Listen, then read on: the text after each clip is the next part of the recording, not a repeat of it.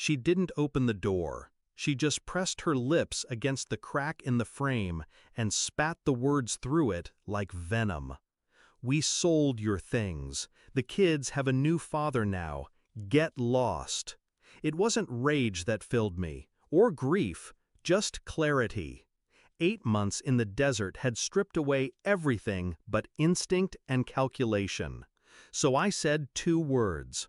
"As you wish." She laughed. She shouldn't have. By the time the sun set, her new man CEO called me directly, voice tight, breath quick. "Who the hell are you?" I didn't answer. Let him sit with the silence. Let him feel what I felt, weightless, unarmed, targeted. It didn't make sense at first. We'd spoken just 2 weeks before I boarded the flight home.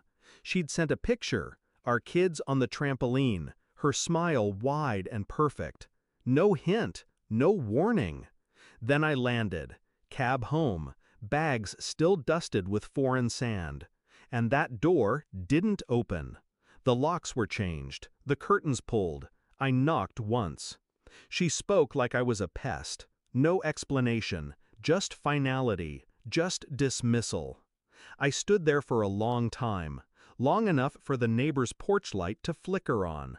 I didn't beg, I just made one call. Not to her, not to my mother, to the only man who owed me a favor he could never repay, my lawyer. The one whose son I dragged out of a burning convoy 6 years ago.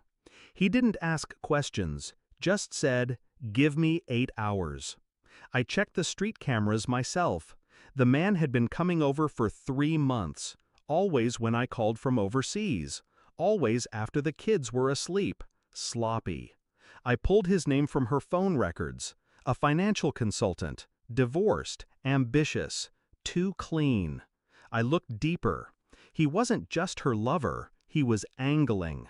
Photos of them at fundraisers, her smiling like she'd upgraded, him shaking hands with my clients. She'd helped him climb, using my network, my name, the goodwill I'd built with blood and dust.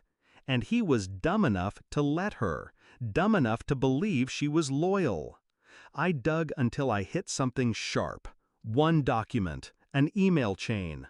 She'd sent him access to my investment accounts, suggested liquidating certain assets. Theft.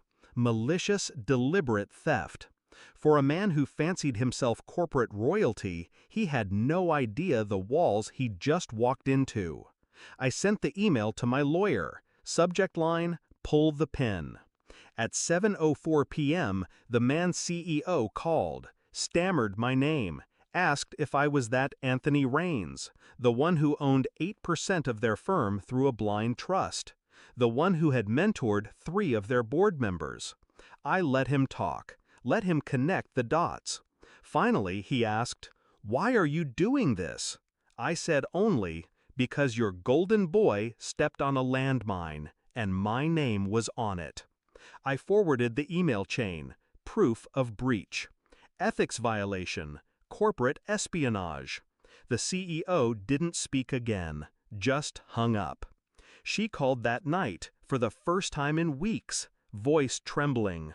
"They fired him, froze his accounts. You ruined him." No anger, just disbelief. She wasn't used to consequences, only manipulation. "We could talk," she said, "for the kids." I laughed. Once. Cold. Then I told her, "I already filed for full custody. Your new house? Bought with misappropriated funds. Civil asset seizure is likely. As for the kids, they know. Everything." I didn't need to scream. She was already drowning. "You can't do this." I ended the call. That was her second mistake. The first was thinking I was the same man who left for war. They say betrayal feels like a knife, but it's colder than that, quieter. It feels like standing at your own front door, hearing the life you bled for being given away like trash left on the curb. But I didn't bleed for nothing. I bled for clarity, discipline, precision. Now I have my kids, A clean slate.